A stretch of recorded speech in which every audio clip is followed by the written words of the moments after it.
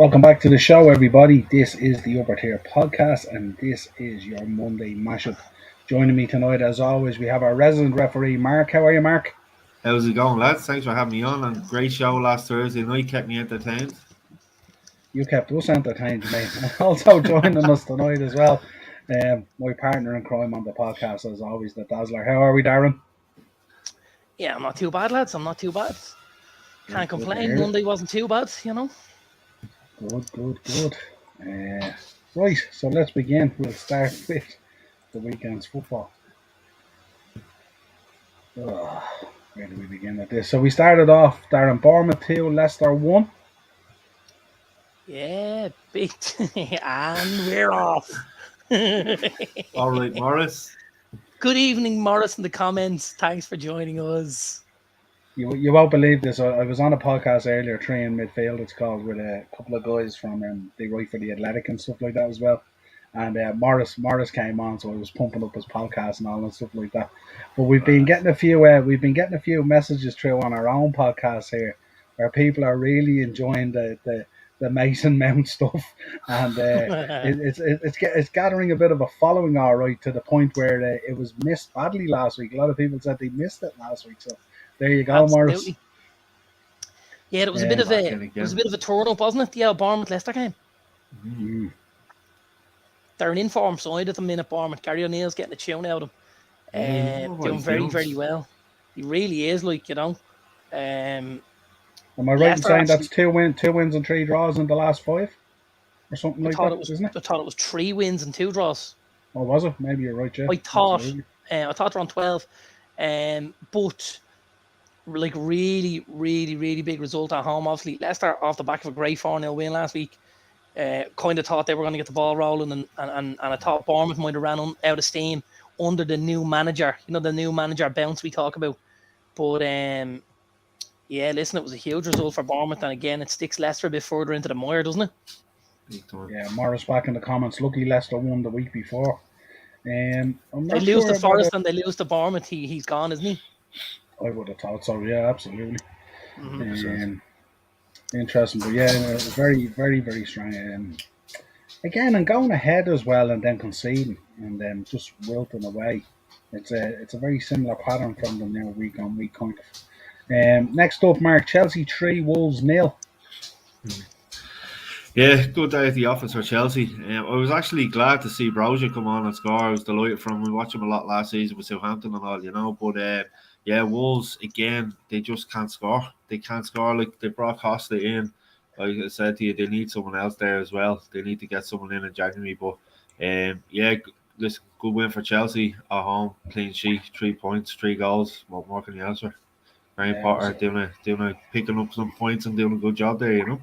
Yeah, I was reading today, Darren, as well, the point that we made last week about Lopetegui. It's pretty close. They're in advanced talks with him at the moment. They are, I believe it's going to be delayed until next week, as he has a family matter that he's attending to at the minute. And after that, then it should be full steam ahead. I think there's an awful lot of talent in that Wolves squad. I really do. And I know they're underperforming and they're very short on goals. But I think if they can shore it up a little bit at the back, they'll score enough goals to win games against teams in that bottom half of the table. And it should make sure that they're not in too much of a dogfight, you know.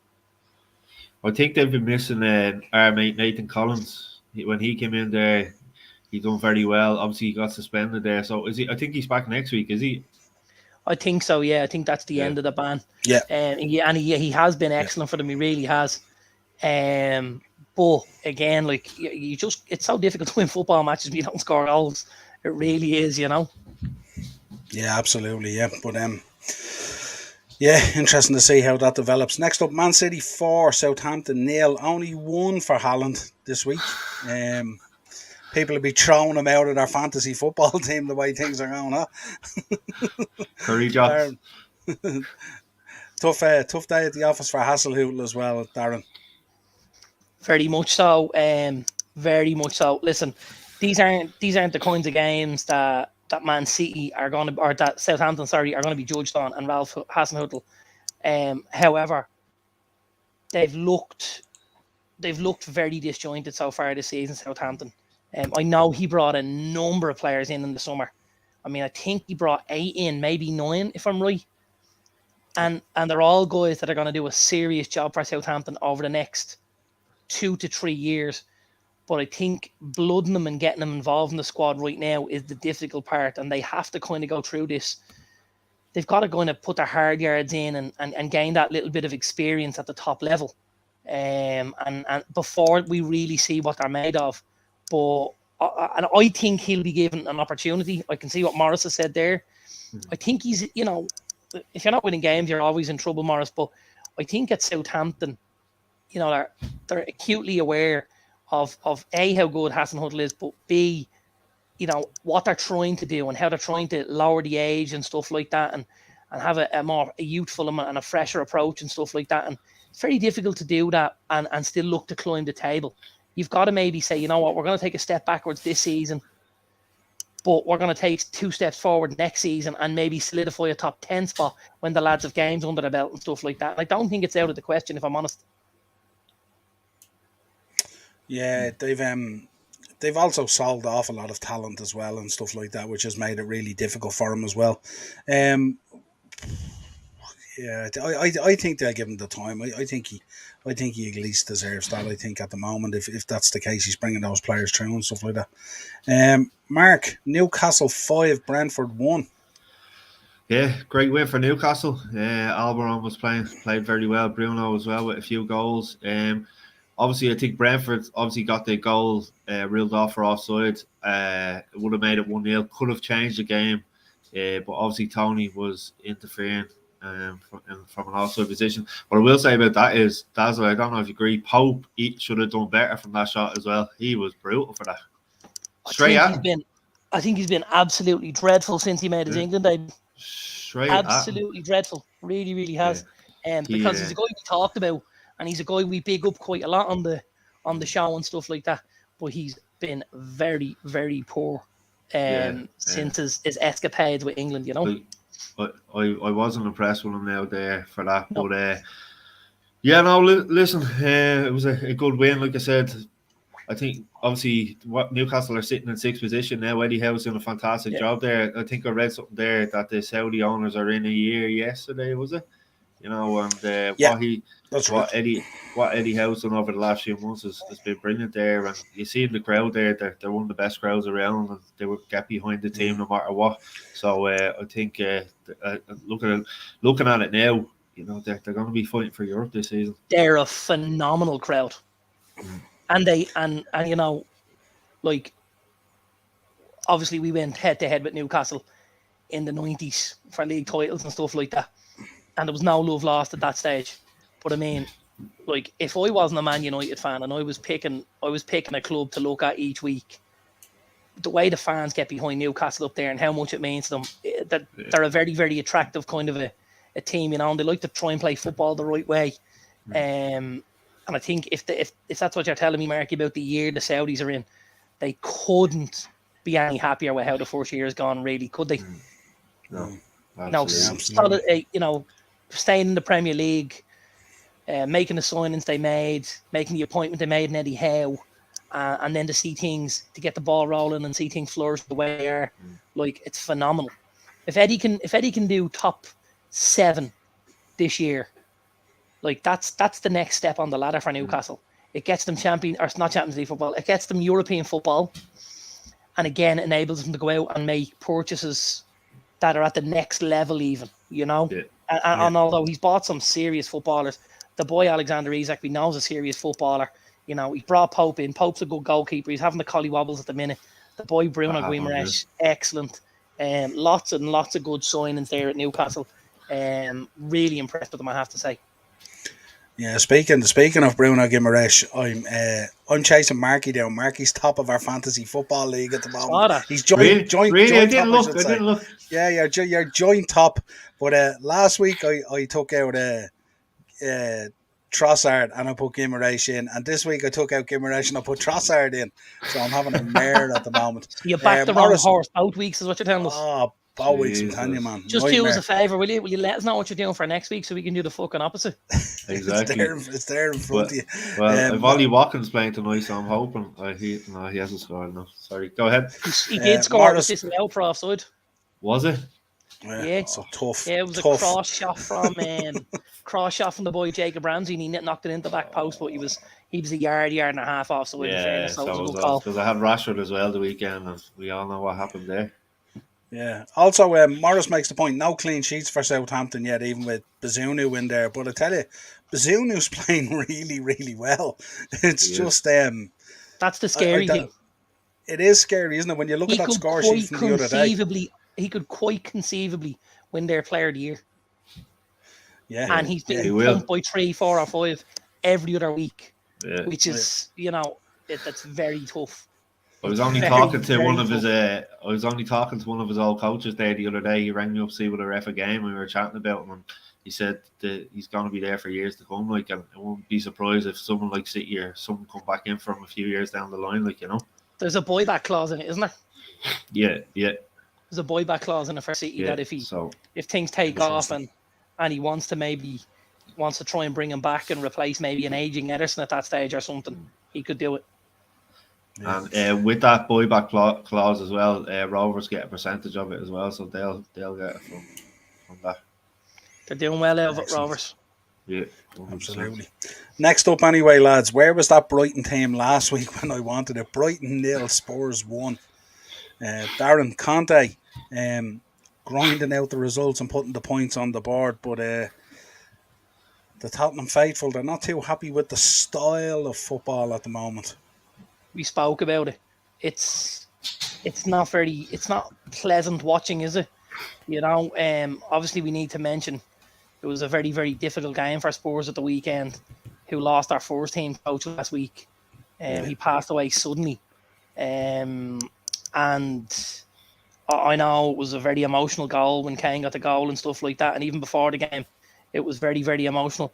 I think that sometimes can make it very tough on the opposite team, i.e. on Brighton, because obviously Spurs are playing on the crest of these emotions. And it's very difficult to go out there and be the party pooper and the pantomime villain and stuff. Do you know what I mean? Now, listen, obviously Brighton were there to do a job, but I just think it does maybe affect them putting their best foot forward because they didn't play particularly well, Brighton. It was one of those games where they just looked like they were off the pace a little bit. Again, maybe they were dealing with their own news.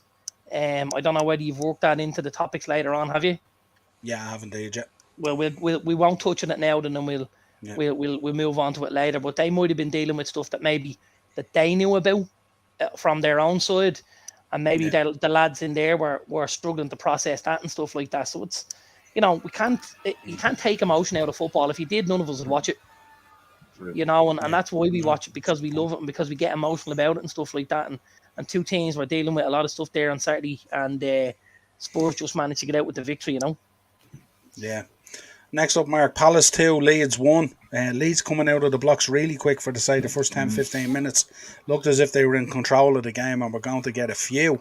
Aronson was absolutely brilliant. The boy, Darren's talking about him an awful lot on the podcast. Looked really slick and really good, but came a little bit unstuck, and then Palace got into the kind of the physicality of the game and took over from there. Yeah, to go... I wouldn't expect the Leeds to go 1-0 up, to be honest with you. Palace are decent at home. It's a tough place to go and get a result. Vieira has been playing some good football.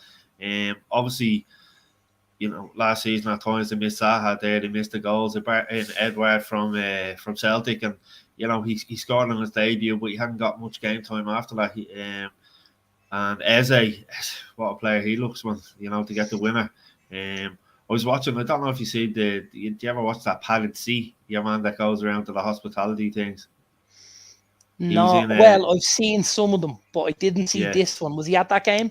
No, he was at he was at the Chelsea Palace game there the other week, and the atmosphere in Selhurst Park looked unbelievable. When Palace are on pomp, the place is hopping, But a good win. It's Palace and Leeds. I think they're all level on points now, aren't they? I think they're. They are. Palace have gone through a much tougher fixture list though, and they're out the other side, and they put in some serious performances and didn't necessarily get the results that were Yeah. warranted. Chelsea But I being think- one of them there. Exactly, but I think now that they've come out the other side of that, if they can just keep the foot on the gas the way that they have been, Palace will be just fine. They'll be up there in the the bottom, the top end of the bottom half or the bottom end of the top half.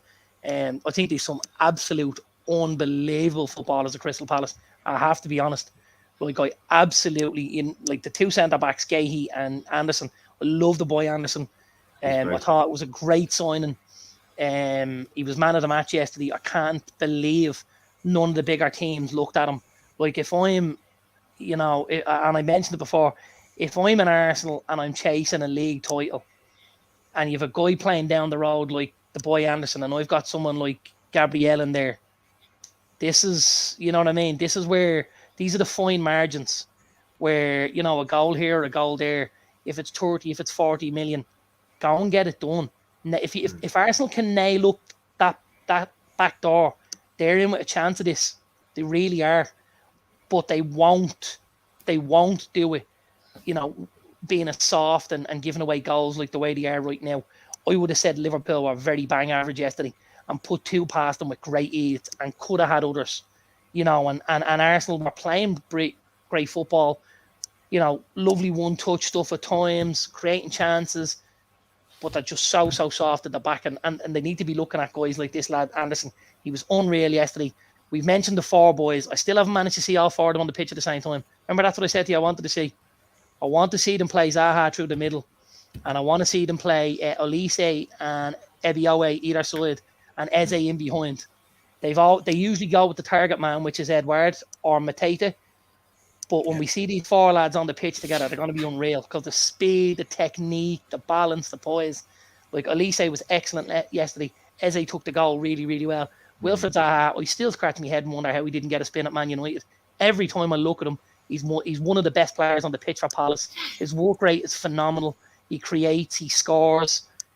Maybe he's a big fish in a small pond. Maybe that suits him. I don't know, but I think he could bring so much to some of the teams around there in that top six. I was actually impressed with your man. He got a spin at United, didn't he? Just not that spin. Yeah, he was spinning something else. He was.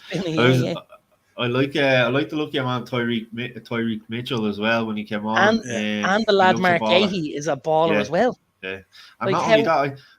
Sorry, go ahead. No, go on ahead, Marky. Go on ahead. No, I was going to say not only that. I was never a fan of Jordan Ayew, but he looks kind of rejuvenated under Vieira, Yeah. Yeah, he's always put a shift in. The issue was always his numbers. His return and his goals and assist column was never ever good enough. Yeah. He's still not where you'd want him to be as one of your front players. But when you put a shift in like that every week, it's very hard then to not put him in the next week. He's very similar.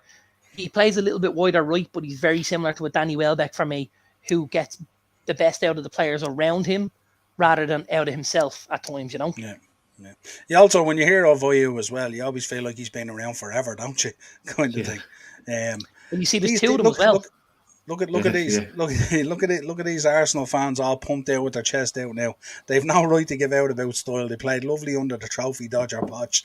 They should be happy they have a manager that could deliver a trophy, but the lads will probably bottle it. Niall, you're actually wrong there. He's not an Arsenal fan. He's a Mason Mount fan. Get it right. Yeah. Sorry, that's true, yeah. What a time to be a Gooner, huh? He's absolutely going to have one of them half and half scarves with Gunners on one side and Mount on the other. We should, if anyone in the comments, if anyone can make one of them up, please. We love him from us. I know a lad who makes scarves, I'll get on to him. You get away with an Aubameyang and a Martinelli, wouldn't he, kind of, because you have the connection and all, yeah. Next up, Darren, West Ham 3, Fulham 1. Scamacca doing the business again. Scamacca, he's a serious footballer, this lad. This was a huge kill for West Ham. Maybe one that was overlooked by a lot of the other Premier League teams, because, when you heard people talking about it, you're like, geez, they're paying 45 million for this lad. He's only played in Italy, he got so many goals for Sassuolo and, blah, de blah. This kid's an absolute baller. Every time I look at him, he looks like he's going to score a goal. And he's exactly what West Ham needed. This is another David Moyes gem of a signing, I have to be honest. They went head-to-head with PSG for this kid. And PSG obviously punted for the boy Hugo Ekitike, who was touted to be going to Newcastle. in January, and they signed. West Ham managed to get their hands on Scamacca. This kid's a serious baller. Did you see the lob? Yeah. I mean, what more do you want? Like, He thought he was going to get reeled out for the handball, though, didn't he? See the way he didn't celebrate or anything. Even when the players come over to him, he's kind of like, yeah, I don't expect it, but he's top drawer. Jarrod Bowen again, another good shift from Jarrod Bowen. Yeah, two goals in 2 games now, wasn't it? That's it from. Yeah, the boy Paquita as well, very very good. When you've got a base and a platform like Declan Rice, it's very easy to go and let guys play football. I think Rice is so underrated; it's actually scary. And I know like there's a lot of people rate him, but I just think, everyone's talking about Jude Bellingham and he's this type of player and he's that type of player. The boy Declan Rice is unbelievable. He really is. And he does it week in, week out at West Ham. He does it week in, week out when he's at England. He very rarely, if ever, has a bad game. Like, I gotta say, I think he's worth 100 million. I really do. And I know that's a massive shout. But I think with that kind of solidity he brings to your team, the engine he has on him, his passing range, the way he screens that back four, and the way he sets the front five out and stuff like that on the front foot, I think he's phenomenal. I really do. And lads, I will say in the game, because he's our wrestling fans, what did you think of Dawson's clothesline from hell on Pereira?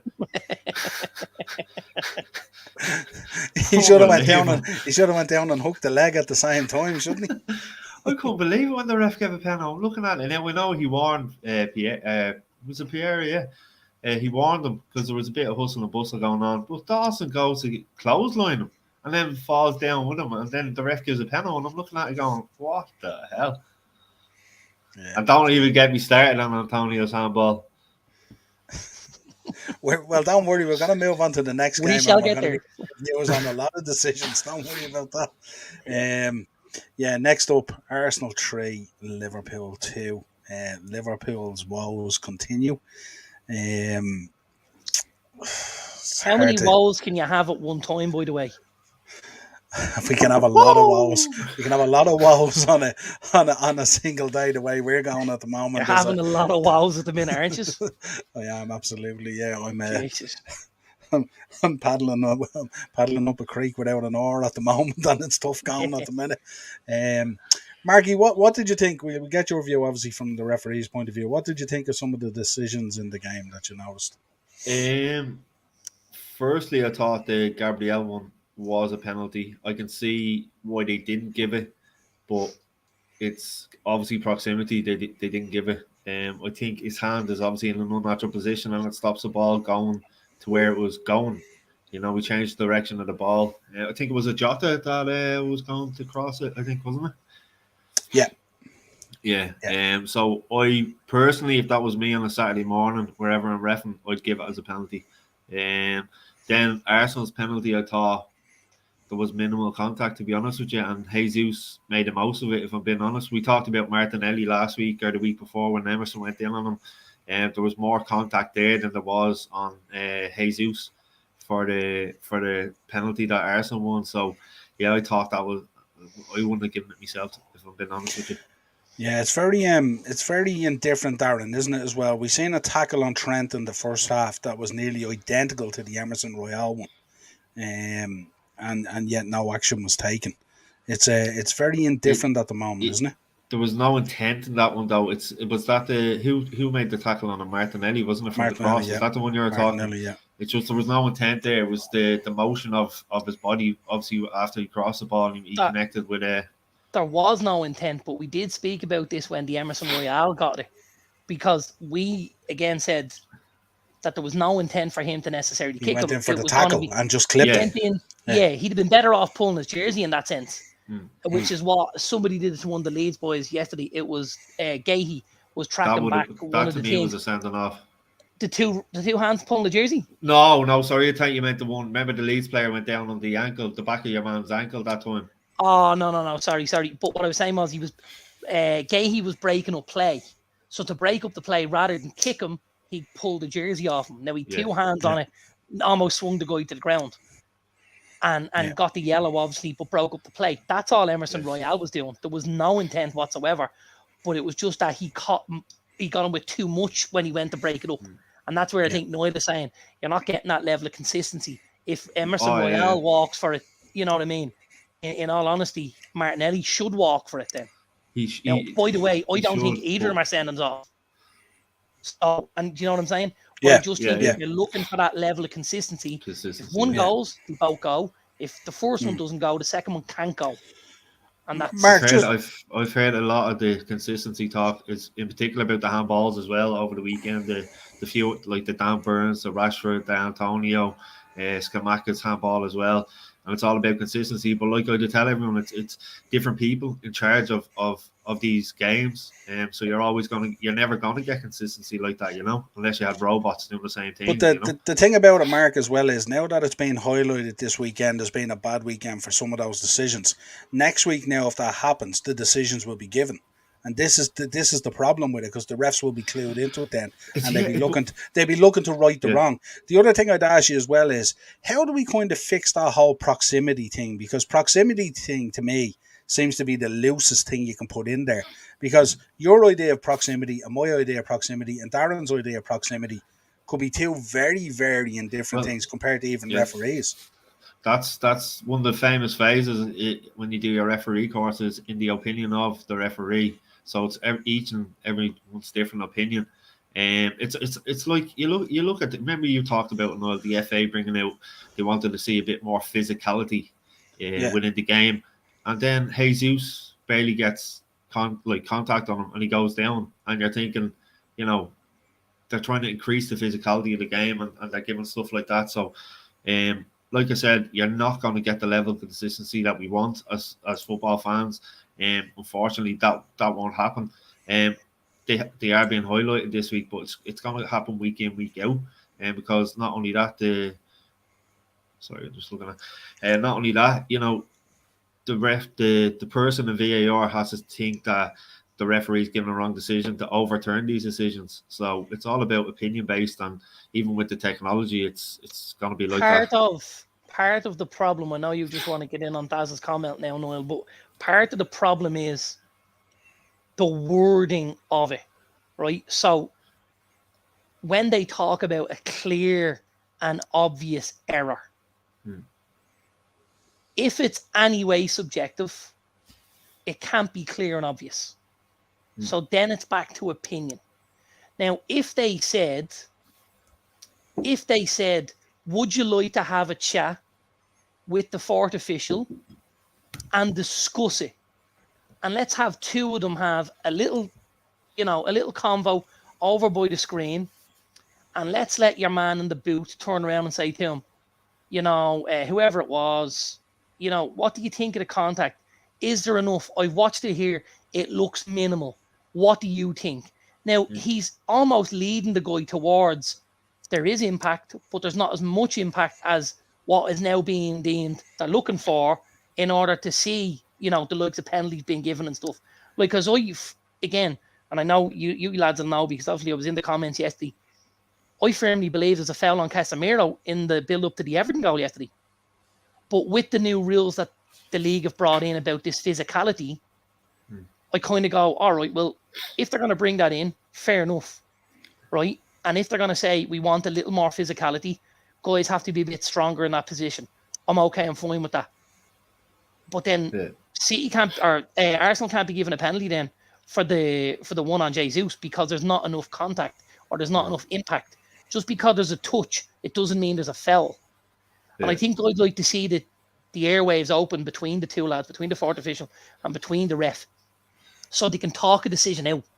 Because most times, if I say to you, Marky, I'll tell you what I'm seeing. I'm seeing this and I'm seeing this. However, I don't see loads of contact. Now, if I'm watching this on a screen, you've only seen this once, don't forget, it's in real time at full speed. So I might say to you, listen, have a quick look at it, roll it through once or twice. So I'm going to roll it through at speed. Look at it at speed and then look at it when it's slowed down. Tell me what you think and we'll go from there. If you turn around and say, Dazzler, I've had a look at that, I see what you're talking about. I see A, I see B, and I see C. I'm gonna change my decision and I'm gonna give the goal kick or whatever it was, or I've seen it, but I'm still happy that there's a level of contact that warrants the penalty. Then everyone goes, right, grand job done. Yeah. No, But the fact that there's no, the fact that there's no consultation, there's no conversation, there's no communication, the whole thing is broken down, and all of a sudden you're like, I don't get this. Why isn't he looking at a monitor? Why isn't something big? I think we talked about this here before, Daz, and I've said it. There's one person in charge of VAR in the Premier League. There should be at least a panel of 3. In the Euros last year, there was a panel of 5 in charge of the VAR. And we weren't talking about VAR decisions. I think the only one in the Euros last year was, I think the only one was Sterling against Denmark in the semi-final. Remember the penalty? I think that was the only decision that was talked about for the whole tournament. If you had at least 3 officials in the VAR, one might agree with the referee not to overturn it, but then the other 2 say, "No, hang on there now. Let's discuss this out." So you're having 3 different opinions rather than just the one that might agree with the referee on the field of play at the time. So I think that's what they have to start doing, is investing and get more officials into the VAR. You know what else they could do? You know what decision the ref is you know what decision the ref is given. So the ref is given a penalty. Let's just say, for instance, that collides with the red colour. Yeah. The other 4 have buttons in front of them, touch red or touch green. If it's 4 votes to 1, it's not given. If it's 3 votes to 2, it's not given. If the ref gets 3 to back him up on his decision, it gives, and there you go, job done. And it only takes seconds to press a button. I think the frustrating thing is there's decisions being given in the box that would be let go outfield. And it's just a little bit frustrating. I don't think yesterday, if that was outside the box yesterday, I don't think Jesus would have even gotten a free kick, to be honest. I think it would have been let go because of this whole physicality thing. Big up, Daz. Thanks for joining us tonight. Yeah, great point. And shout out to Stephen on Statman as well. Yeah, absolutely. Ted's in the comments. How are you, Ted? Jesus got knocked out earlier. Probably had jelly legs on him. Well, in fairness, the touch might have felt like it was a little more than it was, based on the fact he'd just been clobbered earlier. Probably shouldn't have been on the pitch at that stage. Yeah, Morris, it's personal judgment. They're all different, so it's gonna happen all season with different refs. Listen, Morris, if you're the amount of referee meetings that we have in the FAI, and they show videos of decisions and they give you what you choose, like in the room is split, there does be arguments and all about it. It's just the way you perceive the laws of the game. Yeah, Darren, you want to take this one? He also said, happened at Old Trafford when we went 1-up with Ericsson tackle. That was soft. Theo Martinelli goal ruled out. That was assault on Ericsson, Morris. That was assault on him. Like if I look at, I'll tell you what way I look at it. Right, I think there was more contact on Ericsson than there was on Casemiro. Right, which leads me to then, if it was Ericsson, or if the same amount of contact had been on Casemiro, do I think that he gave him the goal yesterday? No. That's where I think it was very close to the line, where I think the contact against Ericsson was a little bit more than they were happy to see. But again, if they're giving you this bullshit of we want the game to be more physical, that's fine. If a guy goes over because he feels someone behind him, he's not getting free. That can't keep happening, because players are clever. They put their hand out, they feel for the player behind them, and as soon as there's any sort of contact, they go down and they're buying free kicks.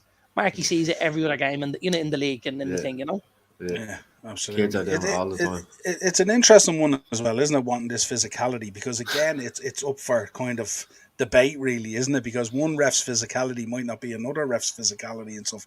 Ron's joined us in the comments there. Ron, how you doing? Martinelli would have done us all a favour if he had snapped Trent's ankle. He's a Liverpool fan, isn't he? I was going to say, Rowan has to be a Liverpool fan. He's a Liverpool fan, yeah. He absolutely has to be, yeah. I'll reserve my judgment on that round based on the game in Ibrox and see. Be careful what we wish for, because we may just get it. Craig Murphy's joining us tonight as well. How are you, Craig? The game's gone soft, but been hearing about contact for the last few years. Plenty of soft pens given against Arsenal over the last few seasons. Yeah, absolutely, 100%. And a couple of physical ones as well with Gabriel, in fairness. He normally when he does someone in the box, he does the hatchet man. That's David Luiz. That's it, absolutely. Yeah. What a card he is. Niall, Then wasn't it lovely to see Darwin Núñez get our goal up against Gabriel when he missed the first clearance and then lost the bloke that was 6'5" standing next to him? Quality. I'm glad I didn't call that on Thursday night. Yeah, it was a spoiler, not a prediction. Tell you. That's the way Spoiler it's alert. going We'll now. have to get them out this Thursday. Yeah, absolutely. I'd also like to make the point. I think 2 of my beat the bookie bets came up at the weekend, a 12-1 shot as well. Nice. Then Everton 1, Man United 2. Marky, Go on, Dazza. You start off there. I only got to see the second half. I was in work yesterday, so I caught up with a match of the day last night. From what I've seen on that, obviously we talked about Everton's goal there. In fairness, it was a great finish by Iwobi though. You know, foul or no foul in the build up. Or, do you know something? I spoke to the young fella last night. I spoke to my young fella about this last night. It seems like every time we give the ball away in any sort of position, someone scores. And you're kind of going, is this unlucky or what's happening here? Because, like, obviously Malacia coughs up there last week in the Europa. Goal goes in. You know, later on the game, Lindelof, goal goes in. Now, Alex Iwobi has scored 1 in about 56 games, right? And he puts that in the top corner like he's fucking Andrea Pirlo. And I'm going, Jesus Christ, this couldn't be happening again. Like, it really couldn't. To beat, like, you can pick out on one fucking hand how many players have beaten David De Gea from that far out, right? Because typically from that kind of range, he's a ridiculous shot stopper. Iwobi turns the clock back and sticks it in the top bins, like, and you're like, Jesus Christ. And all of a sudden we're in a game that we shouldn't have been in. Because to be honest with you, I thought we were excellent yesterday. I really, really did. I thought the scoreline flattered Everton dramatically. I thought we were good value for 3 or 4 there yesterday. I really did. I think at times some of the play was excellent, but I think what let it down was, and in one sense, I do like the approach. It was quite free-flowing and lads were trying stuff, but at times I just wanted them to be a little bit more, not cautious, but a little bit more firm at what they were doing and just make sure it happened. And you know what I mean? Because I think we were tearing them asunder at times, but couldn't just put the ball away and stack that scoreline a little in our favour. You're going in then to the last 5 minutes. He's bringing on Varane, who obviously had a great clearance in the 6-yard box in the corner. And you're thinking, we could walk out here dropping 2 points after dominating these lads. And that's the shitty part of it. But thankfully we didn't. We got 3. Like I said, Dads, I didn't see the first half, but what I see in the second half, I thought Luke Shaw had a very good game as well. Luke Shaw had a very good game. Yeah, he had an excellent game. He really, really did. I thought, in fairness, there was very few players on the park who didn't have a great game for United. You know, I thought that Law was okay. I thought the 2 centre-backs did very well at times. I thought, you know, as usual, Martinez looked the better of the 2, but that's not going to be a shock any week. I thought Casemiro obviously did well. Gave the ball away cheaply a couple of times. I still think he's getting used to the pace and the physicality of the league. But I think you saw his quality there, the way he nicks the ball and puts the ball into Ronaldo and stuff like that. If he can start doing that a little more often for us, we'd be in a great shape. I thought the boy Anthony, I got to say, he's still not maybe as direct as I want, because we know he's got all these skills. He's getting up one-on-one with a guy and he's doing a couple of skills and he's checking back and just giving the ball back out to play. I want him to start committing, lads, because we need to start seeing left backs just getting yellow cards every week for whacking this kid, because he has that ability. But I mean, 3-3 in the league is a great start for him. Took all 3 goals very, very well. 3 top finishes. You know, 2 1-on-1s with the keeper, and then obviously 1 that he's buried it from out wide. I'd be really interested to see him next day out at Old Trafford. I have to say, where there's a little bit more space and stuff like that. Craig in the comments making the point that Xhaka has banged in a few against the Gea from range over the years. He has, but they usually take deflections off someone else's kneecap. He's done that a few times as well. Morris as well. Your favourite Ronaldo, Darren, saved the game. Look, Morris, I wore it tonight in honour of the man and his 700 goals. I'm still not a fan. I still don't think he brings what we're looking for right now. But he took it very well. So as we clarify, when you say you're not a fan, you mean you're not a fan at this present time and stuff like that, but you were a fan, weren't you? Yeah, absolutely. Yeah. Absolutely. I'm just, I'm just not a fan of playing games with 10 men on the fucking pitch. Mm. And unless he's scoring, unless he scores a goal like he does yesterday, he doesn't bring enough to the game. His work rate is miles away from where it needs to be. He doesn't bring other guys in. He's always looking to tee himself up rather than tee someone else up. And I find it very, very frustrating. I actually found it frustrating that he brought him on, because I did think what he would do was, I thought he would shift Rashford inside and he would bring Sancho on. But couple of he took the goal very, very well, and it's hard to argue with him. And listen, 700 goals. Yeah, the guy's done an awful lot of things right. It's just at this stage I've had enough of him, to be honest with you. So yeah, I like the point, Mark, that Rio made last night on BT.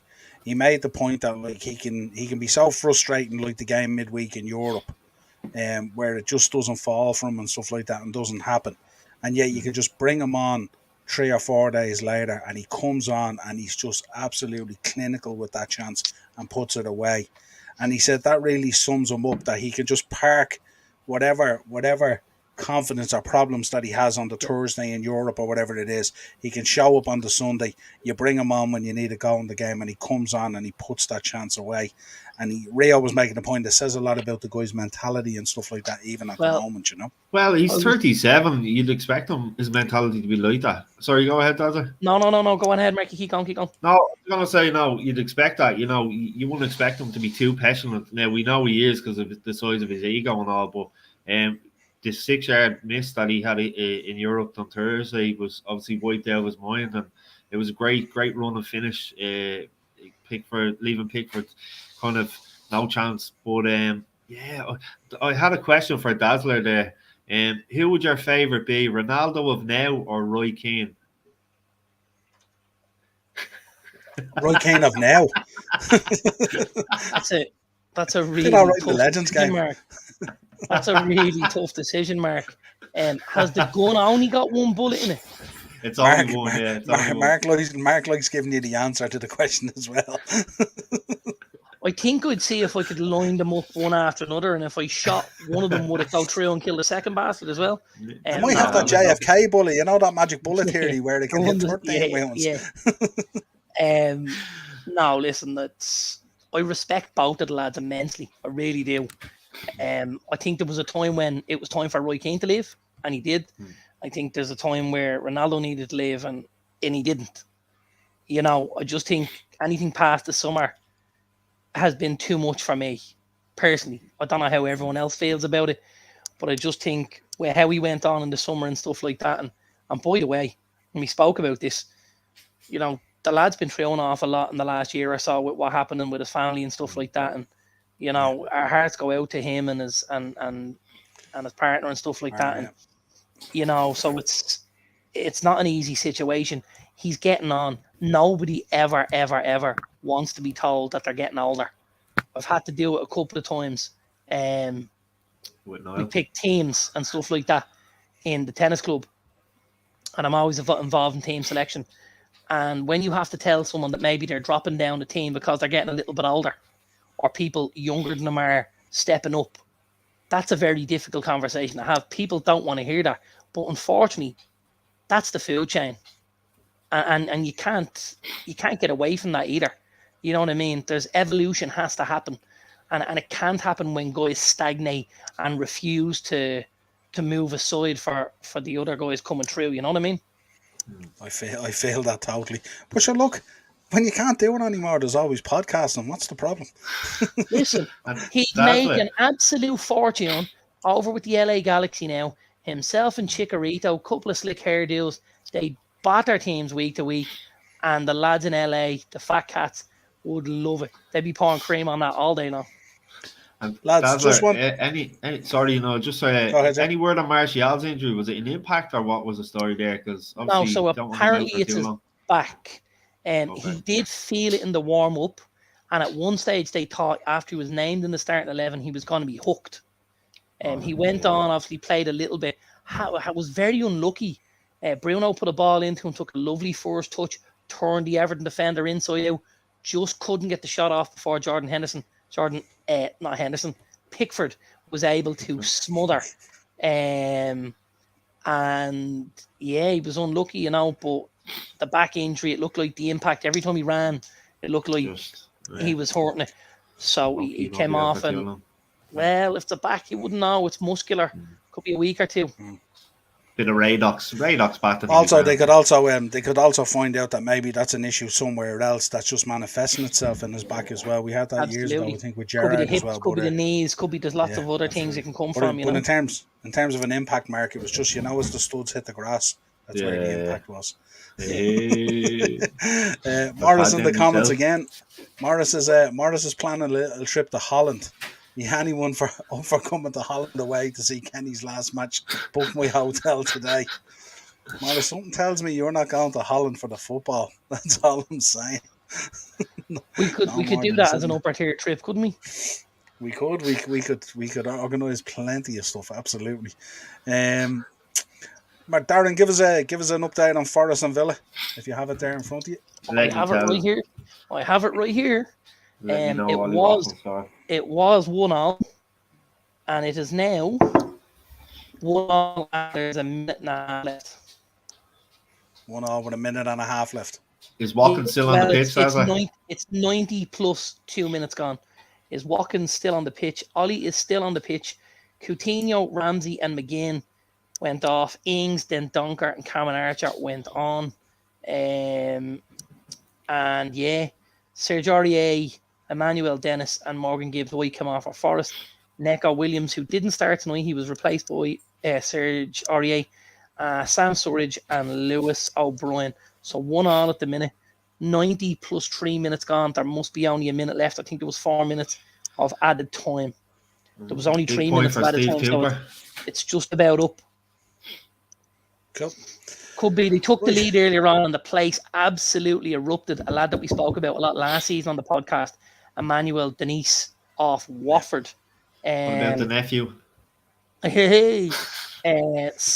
Won a free kick. Was able to get Tyrone Mings, of all people, shock horror, to stick a challenge in on him. Won the free kick off Mings, and then proceeded to stand in front of Mings for the free. Took 2 steps forward. Mings didn't go with him, and he headed into the far corner.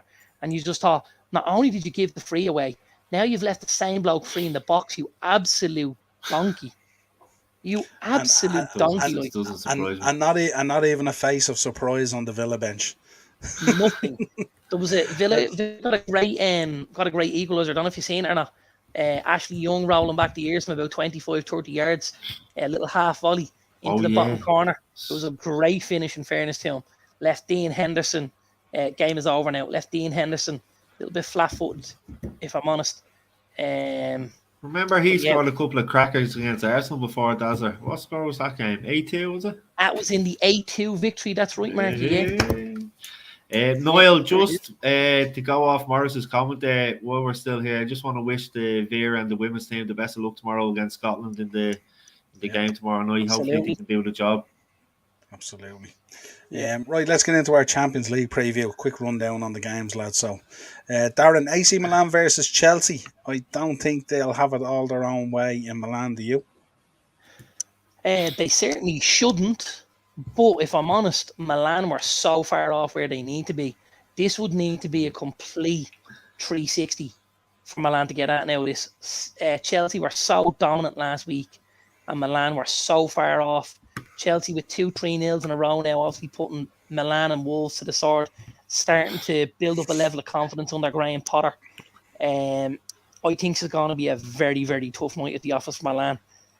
I do think they'll bounce back slightly, but I think Chelsea will nick this. And I'm going to say Chelsea 2-1. Chelsea 2-1. Milan coming off a good win against Juve at the weekend as well, didn't they? They beat Juve 2-0 at the weekend. Tomori getting the second, I think. Yeah. I tell you what, I heard actually a funny... I think it was Paul Merson. Paul Merson was talking about it. Now, generally, I wouldn't listen to a whole lot Paul Merson said because he's usually drunk when he says it. But he spoke about Tomori, and he said, all these people calling for Tomori to start for England, he says, it's very, very evident against Chelsea why he doesn't start for England. And he wasn't miles away from it, if I'm honest, because Tomori was very poor. Yeah. Marky, Copenhagen versus Man City. May the Lord be with you. Yeah, fancy Copenhagen, lads. Oh, nah, listen, it should be bread and butter for City, shouldn't it? You could see them probably winning 3 or 4-0 here. Mind you, Copenhagen at home might sneak a goal in. You never know, but yeah, it's going to be comprehensive, isn't it? City all the way. Should be. Absolutely. Yeah. Listen, Copenhagen win a better chance of Rowan Darragh pulling the bird tomorrow night in town on the hideout. Go ahead. Oh, Jesus, shots fired. Darren, Rangers versus Liverpool. Up to Ibrox. No Diaz. No Trent. No Diaz. No Trent. Probably no no confidence. Henderson. No chance. Confidence. Yeah, this could be tough. No chance in hell. What's that? And we know Ibrox isn't a nice place to go in general. You know, it's obviously full of Huns. But I think it'll be tough. But I think Liverpool should just have enough to get over the line. Kind of similar situation to last week. Their quality will just shine through. It'll be tough. It'll be ragged. It'll be, it won't be pretty on the eye. But I think they'll just get out of there. I'd say Liverpool 2-1. Yeah, Rangers coming off the back of another 4-0 win against St Mirren at the weekend. Cholak and Tavernier getting on the score sheet. Cholak got 2. Looks very, very impressive. He did, but if you saw some of the defending, my Jesus. Like, I've been watching it. I've been watching it since the start of the season. What are you talking about? I have seen some of that defending. I've seen plenty of it. You haven't seen it at this level. Like this is your boys played Arsenal yesterday. The Rangers boys were playing against St Mirren, aka Lucan United's played under 21s. Fucking hell. Like, my God, it was absolutely abysmal. I'm just looking at guys going, how is someone paying you to be a footballer? You absolute bluffing bastard. Like, my God. Jeez. So, for any of our St. Mirren fans, Darren doesn't represent the thoughts of everyone on the podcast. Fucking does, But it's pretty close. Yeah. Not fair, wrong. Mark, I'd expect Napoli to go out and do the business against Ajax again, wouldn't you? They really pumped them last week in Amsterdam. Yeah, I was expecting more from Ajax, to be honest with you. I knew it would be an open game end to end, but Napoli were just on fire, weren't they? They're top of the group now. They're probably, at home. We've seen them against you. They're not only top of the group, Mark, they're top of Serie A. Well, yeah, seen that they're as top well. Of Serie A as well. They're, they're flying high. They're 2 points clear of Atalanta. Yeah. AC are in 5th. Roma in 6th. Inter in 7th. And Juve in 8th. Like, the lads all have big mountains to climb if they're to get close to Napoli this season. Yeah. Sweeping up the bleeding stud juice in the corner. No, listen, again, Napoli is going to be a handy win for them, I think. Ajax didn't show much last week, which I thought they would have, but Napoli are looking very, very strong at the moment. Yeah. Mark, or Darren, Barca versus Inter. Reversal of fortune last week with Inter running out. Was it 1-0 winners in the end, I think, last week? Did it finish 1-0 in the end? I think it finished 1-0. I thought it was 2. Maybe 2. I thought it was 1-0. I can sure tell you now. Did you see Barcelona over the weekend against Celta Vigo? 1-0 they won, but they had only 4 or 5 shots in the game. Like, sorry, you're right. It was 1-0 to Inter. 1-0, yeah. I knew it was tight, yeah. Barca need to win, though. They've only 3 points, don't they? We're right in thinking that. Yeah. Yeah, like they're not flying here at all in this Champions League group. I think, again, I'm looking at this Barca team week to week. You've got Pedri, Gavi, Busquets, midfield 3. Like, most clubs would give their left arm for that kind of a midfield 3. Busquets to give you the base. Then you've got Lewandowski ahead. You've got a couple of guys behind. You've got a reasonable keeper. Like, there's a lot of stuff pointing to big things for Barca here, but it just doesn't seem to be happening at the minute. It's just a little bit of a lack of confidence, I think, maybe in the higher end of the pitch. Lewandowski, obviously, when he gets chances, he's putting them away. But I think that the boys out wide aren't maybe putting their best foot forward. It's tended to be, Ferran Torres and Rafinha, neither of which have been amazing. And the boy Ansu Fati isn't getting many starts. which I am surprised about, I have to say. Yeah, interesting. But I pressure on them to think, perform. Yeah, pressure on them to perform. I think that with Inter obviously picking up the win last week, they'll be boiled by that, and I think this could be tough for Barca again. I think I'll go the draw. Okay. The draw and with we goals. Let's say 2-2. Okay. And then we rounded out Tottenham versus Frankfurt. Tottenham again, we spoke about it last week, Darren, with Conte, very, very blunt in Europe, aren't they? Poor record. Conte alone, poor record in Europe. But they should perform, shouldn't they, in the back at home base in the stadium? Yeah, they absolutely should. It's never a given that you can just rock up and beat anyone in the Champions League, because we know what happens. But I think if Spurs can't do this, they don't deserve to go through to the next round anyway. I agree with Craig. Spurs and Frankfurt will be horrific to watch. I think you're right, Craig. I think if set piece will decide the game, if I'm being honest with you. Yeah, like it could be something as or simple as something like that. Could be something as simple as that. But listen, they absolutely need a win. 110% they need a win. Frankfurt on the same points as them, and then Marseille are only point behind the two of them as well, I think it is. Yeah. So they need to win. Yeah. So that rounds out our Champions League preview. Wanted to have a quick chat, lads, about the draw. Specifically looking at the Irish group and the English group. Morris comment incoming. Yeah, absolutely. First of all, where's our home group there? Group B: Netherlands, France, Republic of Ireland, Greece, and Gibraltar. Couple of nice places to visit, all right. Wouldn't have much hope about getting results. But I did think when I looked at it, I got the. Did you see the fixtures? They obviously have a fixtures list out. There we are now, and there's 4 days in September. The 7th of September, we're away to France, and the 10th of September, we're home to the Dutch. And I just thought, if that's not going out of the frying pan and into the fire, nothing is. Absolutely. It's all right. We have Troy Parrott. Don't you worry. Oh, God. Stick to Robin. That's Troy. You're shite at football. East Wall for life. Yeah, I'm even looking at Greece and Gibraltar, and I'm thinking, we'll probably get 4 points from the Gibraltar 2 games. That'd be it. No, we'll take the 6 against Gibraltar. We'll beat Greece at home. That'll stick us on 9. Yeah, we'll lose to Greece away, and we'll get a draw somewhere in the other 4 at home to either France or Holland, and we'll finish the group on 10 points in possibly third space. Okay. Do you remember one of the games against Gibraltar? We won 1-0. Jeff Hendrick scored, and Gibraltar nearly scored at the end, and the commentator says, and he's a full-time firefighter, and you're just thinking to yourself, what are we up against here? Like, do you know what I mean? We have a squad of full-time firefighters. They're all trying to put out fires on the pitch all over it. I wouldn't mind the airport right beside the pitch. Yeah. I think we're in a much better spot than most people are seeing at the minute. I have to be honest. I really, really do. Like the football's there, it's just the quality is lacking at times.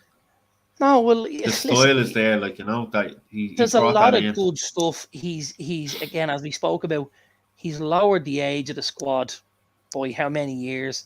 We've got a lot of younger up and coming players. We got some nice players, man. The boy Obafemi's a nice footballer. The boy Chidozie Ogbene's a good footballer. You've got Cullen, you've got Knight, you've got Malumbi, really good footballers. Collins, you know, Bazunu. There's lots of good players. There's still a sprinkling of shite. Jeff Hendricks. You know, Jeff Hendricks, stop playing football. You're fucking dirt. Right? James McLean, just go and play for Celtic and hang up your international boots. You're shy. Seamus Coleman, go back and play in the showgrounds, because there's fuck all point in you playing anywhere else, pal. Who else we got? There's a few more you can go to. You just see guys coming on and you're like, oh no, please, not this fella. Conor Horan Go away, will you? Stop, like. You were Championship stretching player at now. Cork City, like. Fuck off. And this Plays is what I'm saying to you plays a about, lovely ball into the box though. Plays a lovely ball into this the is what, box. but this is what I'm saying to you about, like, the older lads at times stagnating and stopping someone coming through. If Seamus Coleman stepped aside right now, we'd have a younger, fresher right back in there to try and get up and down that line. If McLean did the same on the opposite side, all right, we might have Robbie Brady, but we could have someone when he's injured, which is quite regularly, let's be honest. So, do you know what I mean? You'd have the boy Ryan Manning, who plays left back for Swansea. He's a decent footballer as well. There's lots of possibilities with that Ireland team. There Do really, you think? really is. Do you know who could be in the squad for the qualifiers? Yeah, Will Smallbone. I think he's in the under 21s. He's doing very well. He's doing it for Stoke now, week in, week out, along with them. We've Evan Ferguson there, that's with Brighton. Unfortunately, Evan he's injured at Ferguson's the a moment. good player. Yeah, Pretty good player. yeah. We're seeing him at Bowles, but unfortunately, he's injured. He was injured for the qualifier there a few He weeks hasn't ago. played any games yet. But the boy, and I only know him because he's a local lad, Killian Phillips. He's at Crystal Palace. Was on a couple of benches earlier on the season and was on played against Liverpool away in, I think it was Thailand. He's played them in the pre-season. Very good young footballer. Again, the green shoots are there. But, you know, if you sit a rock on top of them, they're not going to go very fucking far. Get the rock out of the way, let the sunlight, let the water at them, and let them fucking grow and see what we can do. You know, Ferguson's banding a few goals in the Premier League under 23s this season as well, so he's doing and really people well need to stop pissing on Kenny, and that's at you, Morris. You can piss on Mason Mount all you want, but give Kenny a fucking break. He's done a lot more for us as a manager than plenty of other managers we've had with a far inferior squad. He's already checked out. He says, unfortunately, I have a podcast now. And then underneath, Kenny out. Yeah, it's going to be an interesting qualifiers. And look, based on where we're seated at the moment and our ranking and stuff like that, we're always going to get at least two teams in the group that are much better quality and stuff like that. And I just think, look, he's redeveloping the team. He's blooding youth and he's bringing players through and he's changing things. As you said, Darren, he's reducing the average age and all that kind of stuff. Look, let's just see how it goes and let's enjoy some of the football. Yeah, but I mean, like, if you look at, that was one of, if not the worst draw we could have got for me. Like, it's right up there. Do you know what I mean? Yeah, I absolutely wouldn't have wanted to be in with Italy and England. But I mean, like, there are other teams you could have gone in with. Like, Bosnia aren't amazing. If we go into the group with a Bosnia or an Austria instead of a France, you're in with a chance. Do you know what I mean? Like, there's Finland. They're the second seeds in there with Slovenia in the Denmark group. Again, you have a chance. We've got an absolute kicking the bollocks out of the draw straight away, which means you're always pissing into the wind. And unless you finish second, the ranking can't go up. And if the ranking doesn't go up, you're back in the pot again. So there is a massive element of luck to this. And we've been very unlucky with some of our draws. Dazzler, wait. If we finish third, do we not go to the Europa Conference now? Yeah, we do, yeah. New Europa Conference game at 2:30 p.m. on a Thursday afternoon. Now, do you know, as a Liverpool fan, I'm not even going to start slagging off the Europa League or the Europa Conference anymore because it's very realistic. I could be singing that Europa Conference next year, Liverpool against St. Mirren. Niall, will that just absolutely break your heart if United are in the Champions League and Liverpool are in Europa? After all the stick you gave us, you'll have to bend over and take a real good Sainter for a little while, won't you? In fairness now, have I been that bad? I haven't been that bad in fairness now. The odd time a couple of people pop up in our WhatsApp group now and they just have to be reminded of a few things. But that's as far as it goes normally. I haven't been that bad. You mean the hide and seek champion? No, not the hide and seek champion, but a number of people in there sometimes poke their head up. It's like that, you know, that thing in the arcade where the beaver heads go up and you hit them with the hammer just to sort it out. Yeah, we'll be getting a new phone, so we'll be going back into the group soon. Don't you worry. No bother. A couple of quick news stuff that we want to run through, lads. The first one was thoughts yesterday on the tweet from Casillas and Puyol, which was absolutely crazy. Funny enough, I was walking by Panty Bar. I seen the two of them in there last night. They were caught with their panties down. I think the two boys, weren't they? Really? What was your thoughts on that? I mean, obviously, like it's a very serious subject and stuff like that. And Casillas came out and said that his Twitter had been hacked. But Puyol sort of laughed it off as a joke, so they kind of didn't get their story right together, really, did they? But it Well, I came in mean, for a lot of. with Casillas saying his was hacked, Puyol was saying, I was just following in behind you, kind of thing. You know what I mean? Not literally, but maybe it was Puyol who hacked it, was it? Maybe Puyol stitched him up, wrote it, and went, "Let's tell our story." But I thought it was very, very untimely from Puyol to row in the way he did, especially on a subject which is as sensitive as that one. You know what I mean? Yeah, and could have landed the boys in trouble. Two great footballers. You know, two of the captains of two of the biggest football clubs in the world.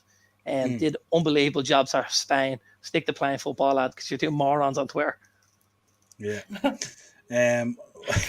A small one there that I wanted for you, Darren, especially we spoke about it, but Chelsea favourite Diego Costa had a go off Conte yesterday after the game, or on Saturday after the game. He was commenting. He was commenting about it on his return to Stamford Bridge, and he said that the fans or something were fantastic and all because they don't forget you and stuff like that. But he had no time at all for Conte. It was interesting. Doesn't shock me. Such a striker that doesn't like Antonio Conte. I'd say Harry Kane, Heung-min Son, and Richarlison played darts with a ball with that fucker's face on it before every game. Come on, Antonio. Out for points with Costa. Fucker. Yeah, absolutely. Absolutely. Yeah, I'd say they've an Antonio Conte haters club. Yeah, Darren, on a more serious note, a guy who we wanted to speak about. Enoch Mepu has been forced to end his playing career after they discovered diagnosis of a hereditary heart condition.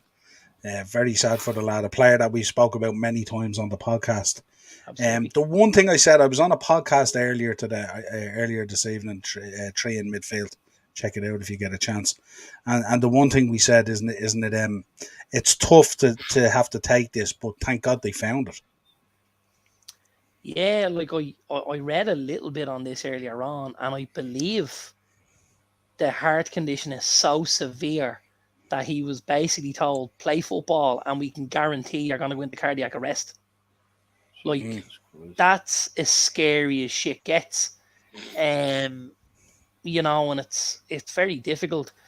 The lad's obviously, he's a Zambia international. And he fell ill on a flight home for international duty and stuff like that. But I mean, if you think of where he's come from to where he's ended up, like, what kind of path did he have to go on to come all the way from Zambia to get to the Premier League? Like, it's astonishing. It really is. Even in this day and age, like, you know, I'm sure he saw massive hardship, but I'm sure he brought massive pride to his country and stuff like that, and to his people, and to get to the Premier League and to represent your country like that, and to do it with, you know, he did it well, this kid. He wasn't making up numbers. This kid's a footballer. Really, really is. Picked up a couple of big goals for Brighton against Arsenal and teams like that. Always good for a strike from outside of the box. Tough tackling, all action. Great little footballer, 24 years of age. Had his whole career ahead of him. Very, very sad. And our thoughts go out to him and his family. Absolutely. You know. I was talking to a lad earlier about this. We were discussing it. It seems to be a lot of the African players seem to have these kind of heart conditions. You remember Mark Vivian Foe, and obviously Fabrice Muamba. Yeah, Kanu Muamba was of African descent. Right. Yeah. It's crazy when you think about it, you know. Yeah, and I mean, it's probably something that we're a little bit blessed with, is that, you know, the hospitals, the amazing hospitals we have in this country, and the facilities, and the, you know, when you go in for these scans and for these CTs or for these heart searches and all of these echoes and things like that, we're very, very lucky. That's not on every street corner in Zambia, which is the problem. You know, it's a third world nation, and we're just very fortunate to live where we live and to be born where we were born. you No. know, and it's luck of the draw really, and this kid's been very, very unlucky, I have to say. And hopefully you can take a bit of time off, and then maybe Brighton might bring him back and have him, you know, maybe do something like working with the community, working with kids, you know, maybe working on coaching badges to keep them still involved, because obviously your mental health will affect you then, because you're so used to routine, you're so used to going to training, you know, people telling you what to eat, where to go, what time to be there at, and now it's all been taken away suddenly. You know, the rug's You been know pulled from what? under his feet. He's obviously a guy that was brought into the club by Graham Potter. I wouldn't be at all surprised to see him pop up at Chelsea in the next 18 months to 2 years, after he's had a break, after he's had time to digest this, after he's, you know, because he will go through a period of hardship here. He will go through a difficult time, where his head is going to be down and he's got to try and get himself back up for it. But when he gets himself back up for it and he realises that there are opportunities, and yes, he can go. Don't forget, Graham Potter is one of the youngest coaches in the league. And Graham Potter moved from a university team, you know, all the way out to Osland and stuff like that, and he forged a career for himself like that. There's no saying this kid can't do something like that. He's obviously a very clever lad, you know, because he plays the game very cleverly. You know, he's extremely physical in how he plays the game, but very, very clever sort of a player as well. And I'd love to see him get back involved and stuff like that, and lend his support to maybe younger African lads that are trying to make the moves from that continent to the Premier League even. Maybe you could do something like that. There's lots of possibilities for him, I think. Yeah, it's a nice little segue, lads. And it is World Mental Health Day today, and we know a lot of the hard work that the Premier League and the different players and the clubs and all do in relation to this. Shout out also over here in terms of the Irish League, heading the game, doing fantastic things of raising awareness for some of these issues that affect us greatly. We think of Gary Speed at this time and stuff like that, and it's actually it's a nice segue into the Mwepu situation, because obviously you said, Darren, he is going to feel down for a while and he's going to need that kind of support from going from where he was to where he's going and stuff like that. So I just thought I'd bring that up. And also Harry Kane today launched his foundation as well.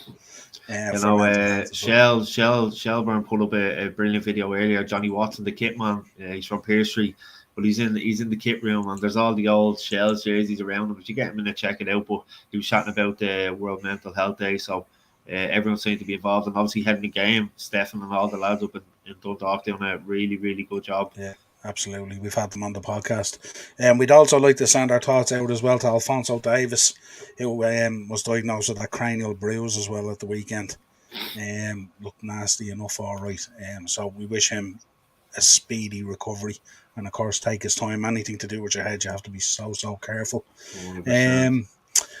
Just two more really to talk about. West Brom sacked Steve Bruce. No surprise there. I don't know if you've seen the videos there at the weekend doing the circle of the interaction he had with the fans, let's say, was very strange to say the least, wasn't he? It's the worst start in 22 years. Like, they're just they haven't been great at all. Like, obviously, we think all his backroom staff are gone now as well, aren't they? The likes of Alex Bruce was there, his son and stuff like that. It's just it's that league, as we all know, it's one of the toughest leagues.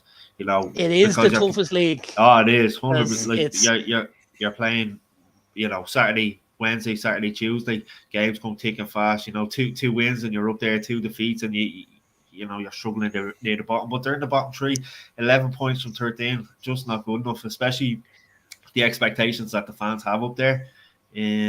It's going to be interesting. You know, the other thing that I think makes that league so difficult, you've got teams that drop down from the Premier League, well, obviously Premiership facilities, Premier League pitches, Premier League stadiums, and then you're playing against teams that have come up from League One with League One facilities, League One changing rooms, League One pitches. Yeah. So you can go on a Saturday night, Saturday evening at 5 o'clock, you can be playing against, you know, Middlesbrough at the Riverside with a good stadium, good fans, decent pitch, you know, the whole shooting match.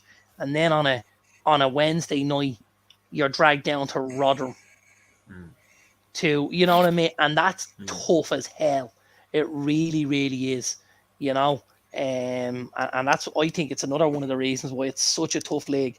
Lads are also, you know, that are dropping from Premier League standard where they've been good players, and then lads on that trajectory going up. You know, we've seen lads like the boy Brennan Johnson and stuff like that have unbelievable seasons in the championship. Maybe not hit the heights he's wanted to hit yet at Forest win the Premier League, but a kid that's on his way to being a serious footballer. You know, there's plenty of kids like that. Sure, look at Diaz. Look at Diaz off Blackburn. Like, how has a Premier League in the lower half of the table not stopped him up by now? But now you're right. Like, you look at the weekend. I have to get this in. We bet Watford 3-1. I don't think anyone expected that, to be honest with you. You know, and that is the reason I certainly didn't, because I had Watford and both teams to score, and it cost me money. Well, here, that's why I didn't bet on Blackpool the weekend. I said, no, we've been betting on them. We haven't gotten the results. I'm not going to bet on them this week. And we actually got a result, so I was delighted with that. I was getting the notifications, you know, goal scored, and I was like clicking in to have a look, and every time I was like, Watford, and I was like, fucking Blackpool again. Medina and Yates with 2. Right, lads, will you?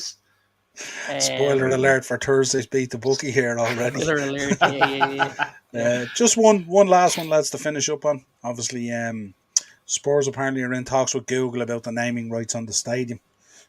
Could be quite a windfall for the club if that deal was to go through. So, just a bit of news that broke there, I think yesterday it was. Interesting. Now, are we calling this the Google Hub, or is this going to be the Google Arena? Or is it going to be Google Hart Lane? The easier way to search for a trophy? Or, like, where are we going with this? That part will be important, because, like, you don't want... Look at the stadium. It's the most magnificent stadium in the country. Yeah. You don't want it to end up being called looking like a Google billboard. Hub.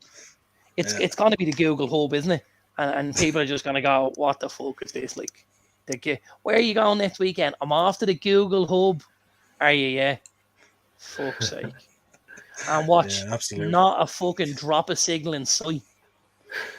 Well, lads, it's been a pleasure again. This Niall, Monday mashup.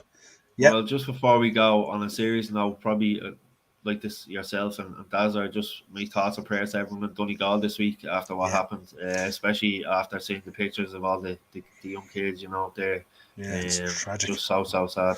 Yeah, so absolutely. I was about to mention it as well. I mentioned it on yesterday's show as well. A young girl, Leona Harper, I think she was a Liverpool fan. She lost her life in it, and she had planned to watch the match yesterday. Her dad was an Arsenal fan, and obviously didn't happen. So the two of them in the jerseys. It's very sad, isn't it, Darren? And it's just we think we've so much going on in our own lives and stuff like that, and we don't take enough time to take stock of what we have and how cherished it and how important it is and stuff. And don't forget, I mean, like, it wasn't too long ago, we were in Cardiff and we stopped off at an Apple Green on the way home to grab some petrol and, you know, a few supplies. And it's just wrong place, wrong time. Yeah. And all of a sudden, you know, that life you've been forging for yourself, or that thing you've been working for, can be taken away so easily. So it's our hearts go out to those people, and their families. You're 100% right. Yeah. Especially in World Mental Health Day as well. It must be so difficult for these people to try and process that whole situation and stuff like that. So many families affected by it and stuff like that in the community up there and all. Yeah, so very, very tragic. And as Mark said, our thoughts and prayers go out to everyone affected by it. But remember, always cherish what you have. Don't take it for granted. Until next time, men, we will be back. Well, I'll be back tomorrow for my sins with a Rangers preview. That should really set my Tuesday off. Thursday we will be back with the Thursday Tier Talk. So we'll be looking at the Premier League preview again for my sins. Beat the bookie. And no doubt we'll talk about some other hot topics as well on the way. But until next time, lads, if you want to contact the show, the Upper Tier Podcast at gmail.com. It is the Upper Tier on YouTube. Anyone in the comments there, if you could hit a like on the way out and stuff like that, we'd really appreciate it. Obviously, subscribe to the channel as well. Thanks to Morris and Craig and Daz and Ted and everyone who jumps in the comments there. We really appreciate every week. We hope you're enjoying the show. Let us know your feedback. Obviously, drop a few comments in there. Let us know your thoughts on the weekend's action and the Champions League coming up. And also your thoughts on the Irish and probably the English groups in the Euro qualifiers. And we will talk again real soon. Cheers, lads. Thanks, Cheers, man. lads.